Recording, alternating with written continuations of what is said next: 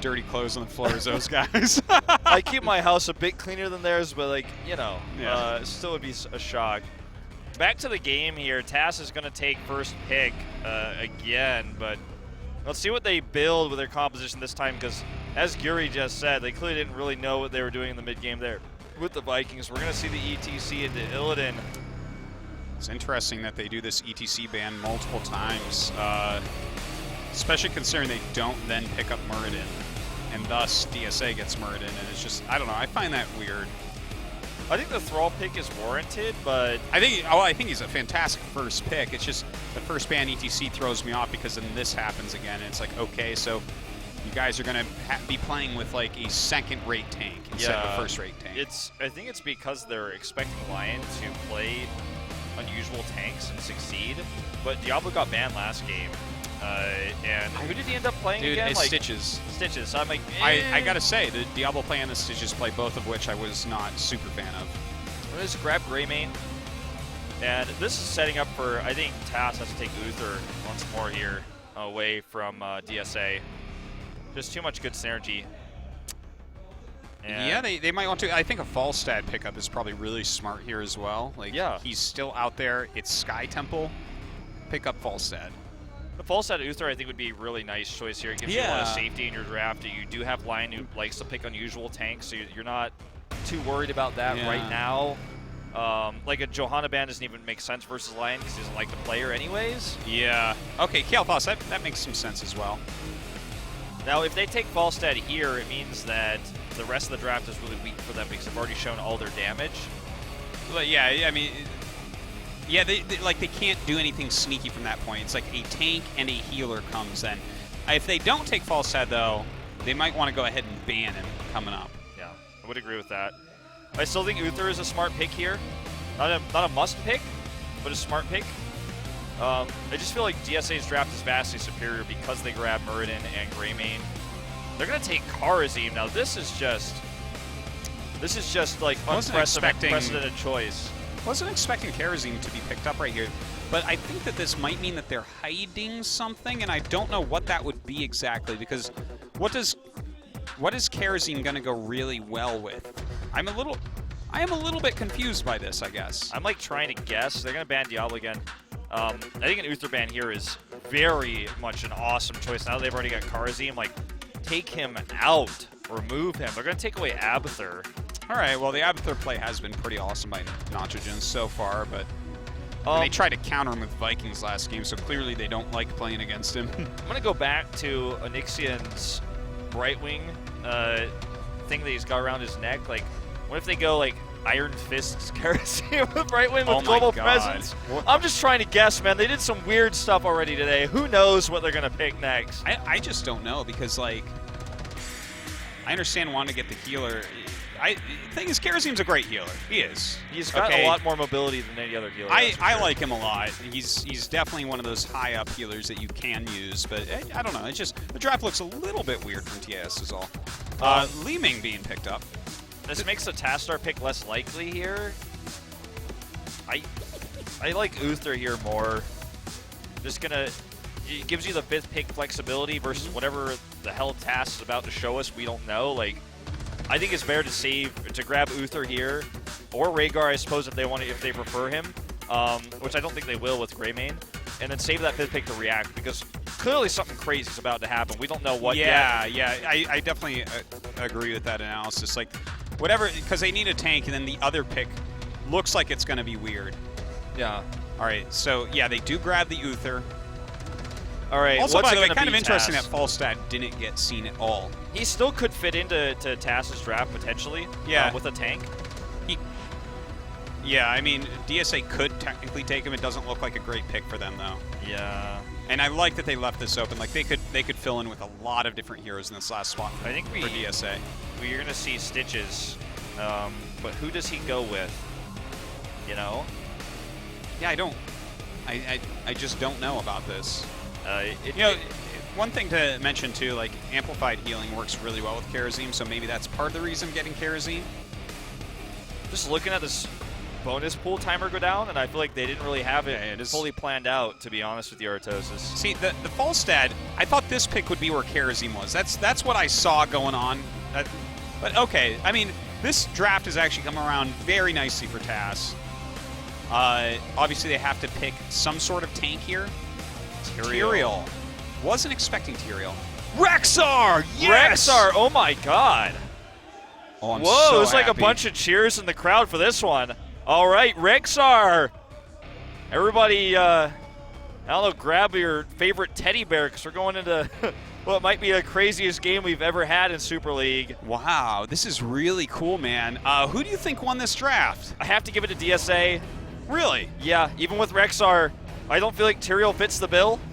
And I also, I mean, I'd rather see Judgment than Sanctification. We'll get more into it as we get into the game, but all I have to say is I'm like Uther, Greymane, and Li Ming, and they won this one. I feel like there's just much more synergy with what they've got here than what TAS has on the other side. What do you think? Dude, I don't know about the Rexxar pick. I want more than anything for Rexxar to be just fantastically played and like show me something that I haven't seen so that I can learn how to use Rexxar correctly. He's such a fun hero, such a cool hero. I don't know, man. It's such a weird pick for me at the end, but it looks like we are just about ready to start this. That we are. All right, guys, let's go into game number 3 to see if TAS with this crazy comp can beat the even crazier comp of DsA to come back, or if DsA is going to close it out 3-0 here on Sky Temple.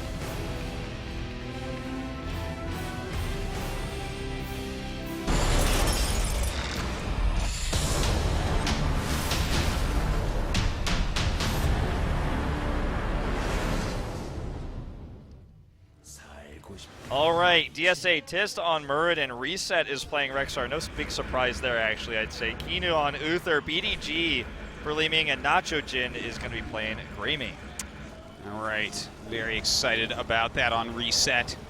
Over on the right in the red, it is TAS with Gamong on Falstad, Haben on Thrall, Lion on Tyrael, Onyxian on Karazim, and Sungwoo on Kael'thas. You know, if I'm just looking at the comps and not the names behind them, I think I would maybe go with TAS as the better comp, but we'll see, man. I just wonder if this is fan service, the Rexxar. Dude, that's literally what I was going to say in the draft earlier. It feels that way. Now, obviously, what Misha can actually grant you in moments like this is, for example, staying on this Watchtower, holding that, giving you some vision, threatening with her ability to stun. Basically, what Misha is at best is a mini ETC. You know, like, just runs in, slides, grabs the stuns. I like that. She doesn't have the knockback or anything like that, but look, I mean, Rexxar is a really coolly designed hero. Misha does a lot of things. She can do shrines, she can grab globes, she can soak for you. You know, she comes back to life so quickly. There's a lot of cool things about her. I mean, we haven't really seen her used that well overall. When's the last time you saw a fantastic top-level pro game with her? Was it Cloud9 on Dragonshire in last BlizzCon or something? BlizzCon, I guess, is the last time I can think of. That's the last time I can think of as well with Misha and Rexxar. I almost want to call the hero Misha because Rexxar doesn't do a whole lot. But he just throws those birds from behind and stuff. Yeah. But hey, man, I'm all for it. Let's see it. I want to talk about why I think the comp for TAS just doesn't add up. Okay. Because let's watch the build of Lion here, because he's already got regen master coming up for his globes to get more big heals and stuff like that, or just to keep himself alive, sustained, maybe rotating around a little bit more. But I feel like what is Sanctification going to gain them here? Like, they have Thrall, who's their diving melee here, and yeah, they have Karazim who can also go in and do damage, but they don't have much of a frontliner because he's not going to last long without a perfect palm. And the Gust de-synergizes with it, like it works against it.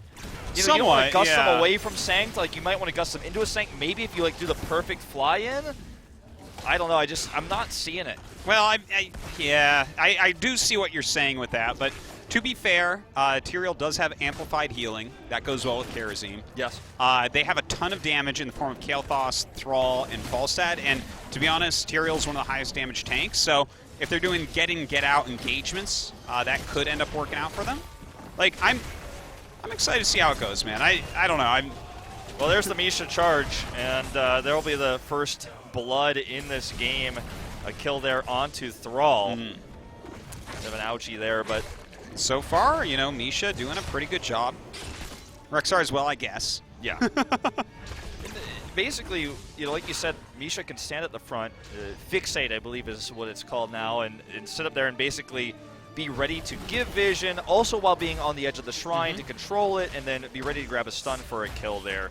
They have follow-up stuns, of course, with Stormbolt and Uther's Divine Hammer, so, I mean, you're going to have a good time with it. Then Greymane can come in and finish, and then Li-Ming might even grab a reset. Like, the comp kind of, it's not the best composition, it's not the meta composition, but it looks like I can explain it, I can feel it out, and I go, okay, this, I can gel with it. Yeah. By the way, it's a level up right now for DsA. In the blink of an eye, when we're still kind of talking about how cool these two comps are and what's their ups and downs, they've gained quite an advantage. Yep. And look at this. They're going to take the Giants out ASAP right there. We do have Lion trying to push them back a little bit so they can get into lane. I mean, Lion does have two cool things about him. Like, one is he's riding the MVP Black mount, which is the best mount, and also he's got the coolest Tyrael skin. So it's a Seraphim skin, right? Yeah, it's the best one. Oh, he's going to try to Aldruin's away, and he should get out. Are you certain that it's better than the one with, like, the demonic Tyrael? Yeah, because I have demonic Tyrael, and I really like demonic Tyrael. I think you're just objectively wrong, Artis. Objectively wrong, you say? Okay. This one is definitely the cooler one. I can respect your ridiculous strength of your opinion here. I like that. My ridiculous notion. Well, this is I gotta say, I guess the Seraphim skin realistically is kind of like the hipster skin because everyone thinks the demonic Tyrael skin is better, but it's just not. All right. Okay. Well, this is going to be a gank here onto Habian. Actually, you stayed way too long, got baited by Rexar, and then it got punished as TIS rotates up. And Nitrogen can finish off this camp by himself. This is dominance that we're seeing right now from DsA. It certainly is. And watch how Nitrogen, is it Nitrogen on Rexar?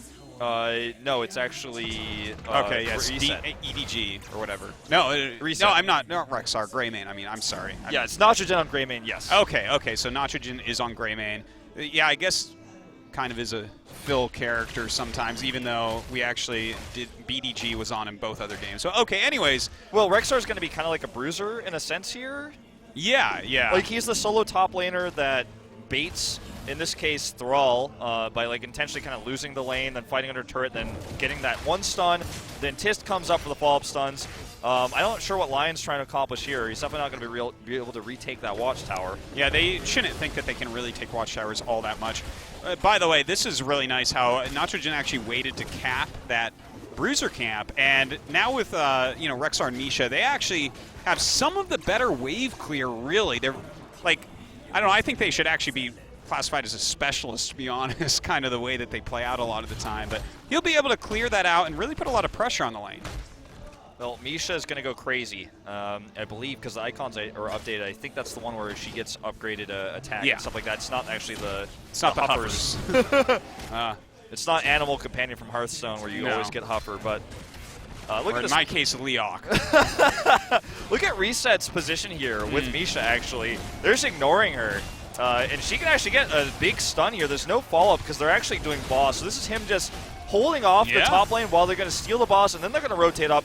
And look at this, Tist is already here. This could turn into a bad situation very quickly, although they're just going to stay down there and take the Giants instead. Some great play here by Reset to actually keep them off of that fort. Like, 4 of them on the fort, and a bear holds them off. Some really nice micro there, and Tist coming up to make sure they run away. The reason why they couldn't stay there and fight, even though it was a 2v4, is not because, like, Reset actually just won that so hard that he was like, oh, he's twice as good as them. They didn't have vision. They didn't have the watchtower, and they didn't have vision of anyone in the lane, so they could have been taking Giants, or they could have been rotating up to get a 5-man wipe. So they just had to back off there. And if they got wiped and the boss is still pushing bot, I mean, it's just like... And don't forget, they're not even 10 yet. Like, they are still not 10. Well, I said too many stills. Now they're 10. Just now. Just like, this Just moment. at this moment, okay? Let's see if Sanctification gets anything done, because I'm not feeling it, Artosis. All right, I don't think Tyrael suits the comp here.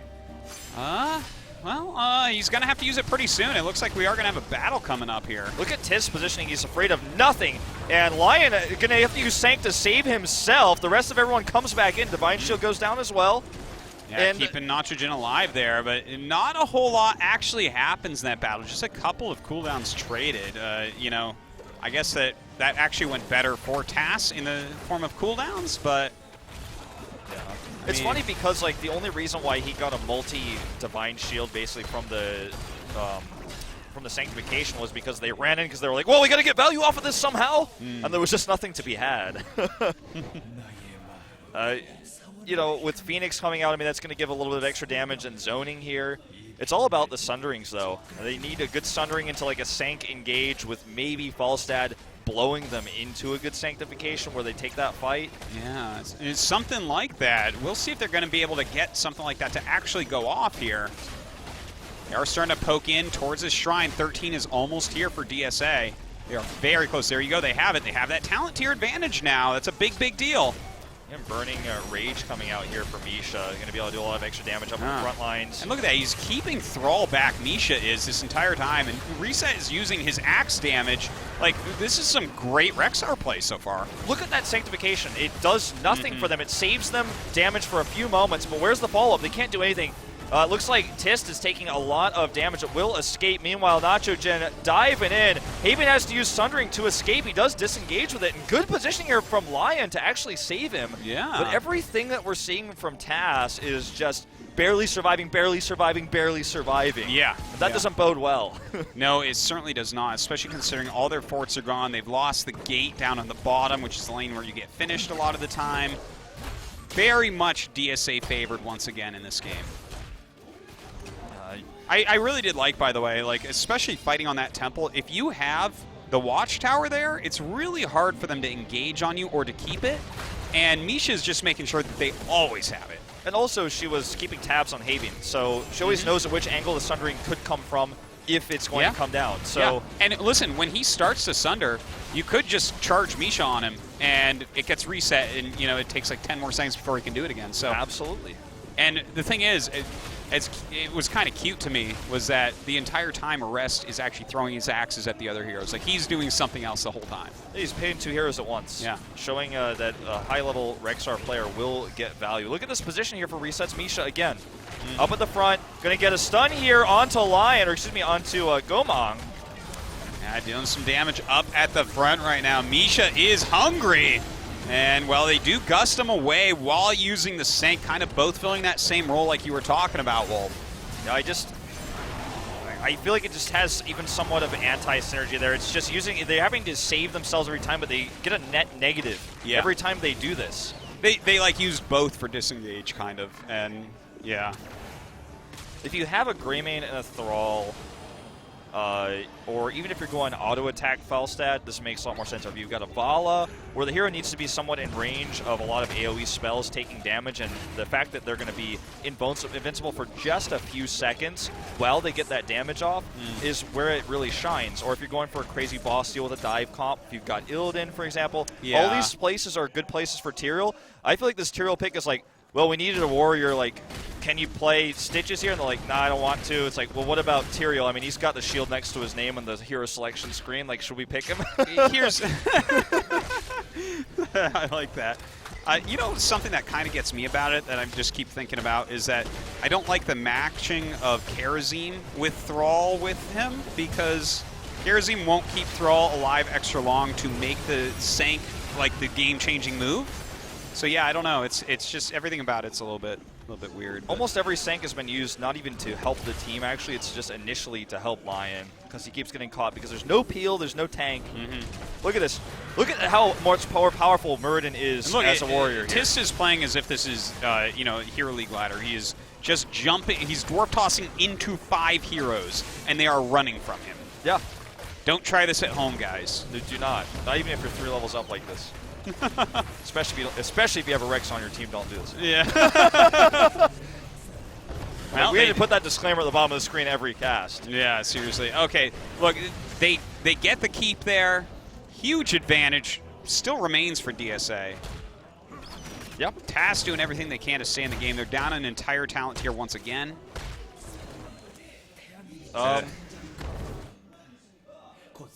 I'm just looking at all the talents to see if there's anything that like, stands out to me, but there's not.